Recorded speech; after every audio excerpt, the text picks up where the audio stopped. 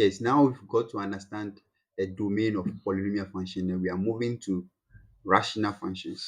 So we took a session on that to understand what rational functions basically mean, right? We are going to go over that and see how to find their domain.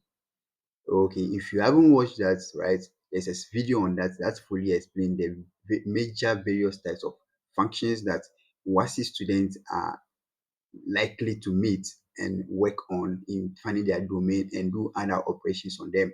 So follow that and see all the types of functions that we have basically, and then you can follow that. But then let's review the rational functions and then find the domain of those functions. So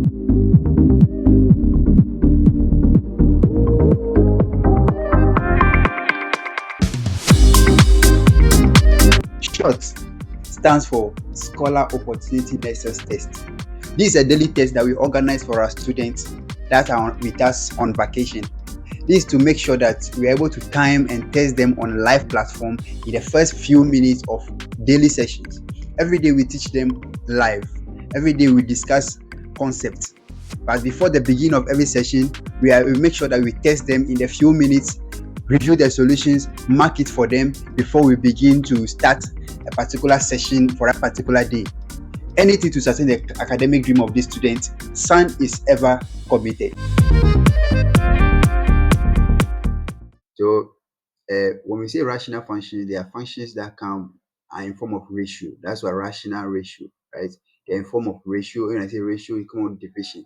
So basically, they are functions that contains division. But then you have to be careful with that statement. So if I say function f of x is equal to 2x over 3, and I have another function g of x is equal to 3 over 2x, and I have another function h of x is equal to 5x over 3x plus 1, right?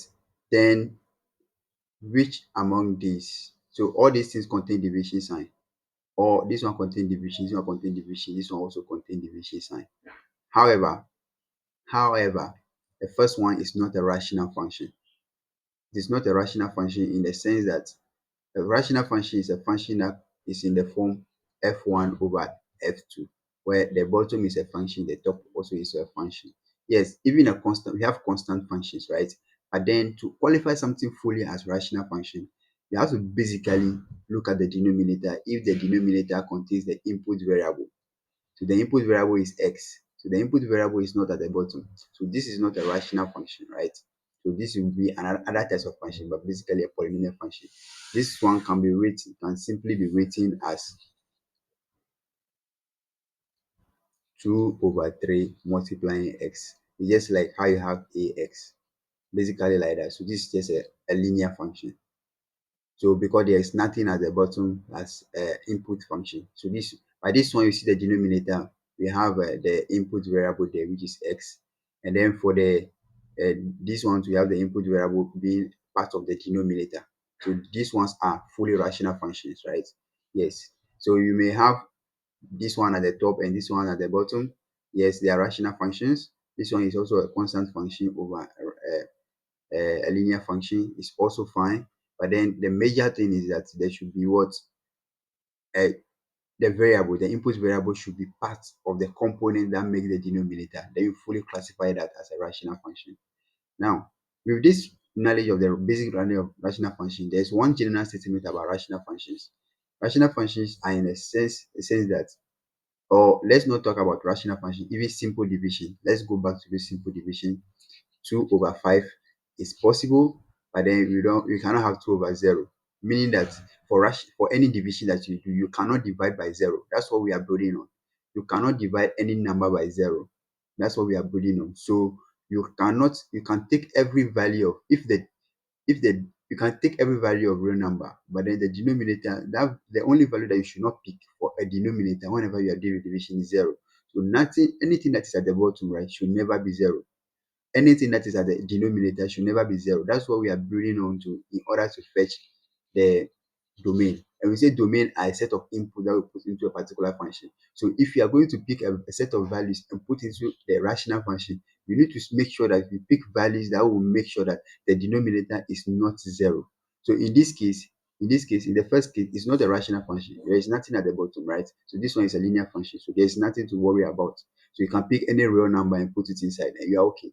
But if you go to the second one, you have 2x at the bottom. You need to pick values from the real numbers, but you need to make sure that in such a way that when we bring that value, the denominator should not be zero. So in this case, the 2x should not be equal to zero. This is what we do. 2x, so 2x is the denominator, so 2x should not be equal to zero. It doesn't happen. You cannot divide by zero. That's why we are doing that. So if you have to solve for x, so then which value of x what set of values should we have? So over x, so we divide both sides by 2, right? So by 2, then you have this one cancelling this. You have x is not equal to 0 over 2 is 0. You can have 0 over 2, but you cannot divide. You cannot have the denominator as 0. But you can have the numerator as 0. So meaning that we are going to pick values, right? All values, but then the values in such a way that that value is not 0. So the domain for this particular function, the domain will be equal to, like how we did in previous session, s such that x is a member of all real numbers, right? But then because there's an exception, because in this case there's an exception, what we are going to do is that the result that we get here, we put comma. Comma means where something, right? So now you put comma and bring the answer here. The answer that you got from the operation, x is not equal to 0. Then you close the bracket. So you basically solve this, and the entire result that you get at the end of the day, just copy it after the r. So that's the basic addition that we are doing to what we learned in the previous session, right? This one is the previous one was a polynomial function. This one is a rational function. Because this rational and other types of function contain exceptions, right? You have to put comma and then you put the exception in this area before you close the bracket. Unlike the first one, if it is just a polynomial function like this first one, if it is this one, it's going to be x such that x is a member of all real numbers. There's no exception, so we simply just close the bracket there. But if it is other types of function like rational function, is going to contain an exception, and this exception is what we put after the comma. Let's solve the second one and see. Let me clean this side. Let's solve the h of x, the domain of the h of x. So you don't have to chew anything. You don't have to chew anything. You have to just build on the concept that you cannot divide anything by 0. You cannot divide anything by 0. So if you have a rational function, so this one is a rational function because you have the input variable as the denominator, right? So it's a rational function. So rational function in such a way that the denominator should not be 0. So you are going to pick the denominator. So I'm picking the denominator, sending it here. Then I have 3x plus 1 should not be equal to 0. So it's as if you are talking with the numbers, right? Talk with the numbers. The denominator should not be 0. So don't write equal to, write not equal to 0. So the bar here tells you not equal to 0. So now let's solve for the x. So I'll send not equal to 0. Then 1 goes to the other side, minus 1. So 3x is not equal to negative 1. Then we solve for x. We divide both sides by 3. We have negative 1 over 3. So our domain will be a set S such that x is a member of all real numbers, comma. Then write the result s is not equal to negative 1 over 3 before you close it. So this is the exception for this particular function, right? That's all we have. Let's solve another example. Okay, so let me just make an example from my head. It's equal to 3s plus 1 all over 2s minus 5. So now what's the domain of this particular function? The domain of this particular function, right? You are tempted to rashly quickly go and put this one and say not equal to 0, denominator cannot be equal to 0. But then you are missing a particular step. Is checking here if the input variable is the one that we are talking about. So the input variable is t, but this function contains x as the denominator. In this case, x is not an input variable, so it is considered as a constant. But we are concerned with the input variable, which is t. T is not found at the denominator. T is not even in the expression. So this is a constant function. We do tend to do that, right?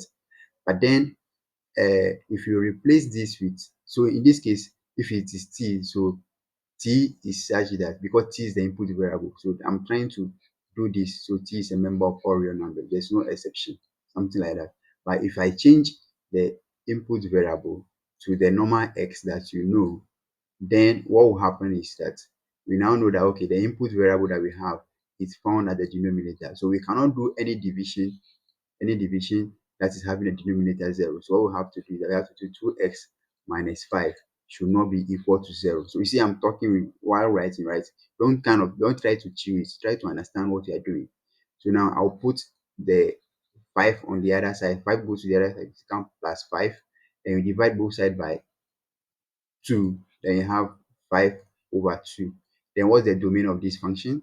So the domain is now x, such that because our x is now our input variable, that's why in this case I'm doing x instead of t. T was the previous one that I cleaned first. Focus on the input variable and check where it is in the expression itself. S is a member of all real numbers, comma, then x is not equal to 5 over 2. You see what I'm doing? You see that this particular one, I'm not changing anything. We are just recopying the exception, the full thing. Don't just write where not equal to 5 over 2, but write the full thing where x is not equal to 5 over 2. The whole thing should come. The full answer should be there, like that, for you to get your before you close the bracket. So this is the domain of this particular function. Yes, so now we have understood how to solve questions around domain when the expression um, is about rational functions, right? Where the denominator is the denominator contains the input variable. Now let's move on to the next one in the next session, which is a radical functions, how to find their domain.